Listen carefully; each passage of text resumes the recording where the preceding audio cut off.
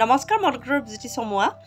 আজি জানো মাল্টিপল ড'জৰ ভেকচিনসমূহ কি আৰু সিংগল ড'জৰ ভেকচিনসমূহ কি আৰু মাল্টিপল ড'জৰ ভেকচিনসমূহৰ ক্ষেত্ৰত কি সাৱধানতা ল'ব লাগে আমি কমপ্লিট নকৰিলে কি প্ৰব্লেম হ'ব পাৰে প্ৰথমে জানো সিংগল ড'জৰ ভেকচিনসমূহ কি যিবিলাক ভেকচিন আমি এটা ড'জতে কমপ্লিট কৰোঁ অৰ্থাৎ এবাৰ ল'লে হৈ যায় সেইবিলাক ভেকচিনক সিংগল ড'জৰ ভেকচিন বুলি কওঁ আৰু যিবিলাক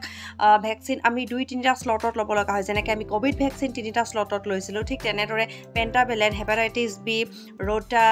ডিপিটি বুষ্টাৰ এনেকুৱা ধৰণৰ যিখিনি আমাৰ ভেকচিন আছে সেইখিনি আমি এটাতকৈ অধিক স্লটত ল'ব লগা হয় 2-3টা স্লটত বা 4টা স্লটত লৈ আমি কমপ্লিট কৰিব লগা হয় গতিকে সেইবিলাক ভেকচিনক আমি মাল্টিপল ড'জৰ ভেকচিন বুলি কওঁ মাল্টিপল ড'জৰ ভেকচিনৰ ক্ষেত্ৰত আমি এইকেইটা ভুল কৰিব নালাগে যে মাল্টিপল ড'জৰ ভেকচিন আমি আধাতে এৰিব নালাগে এটা ড'জ ল'লোঁ বাকী দুটা ড'জ থাকি গ'ল তেনেকুৱা কৰিব নালাগে তেনেকুৱা যদি কৰা যায় তেতিয়াহ'লে মাল্টিপল ড'জৰ ভেকচিনে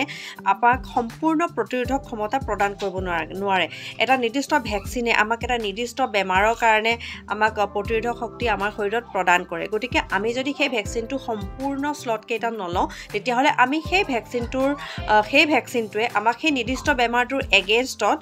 সম্পূৰ্ণ প্ৰতিৰোধক ক্ষমতা আমাক প্ৰদান কৰিব নোৱাৰে গতিকে আমি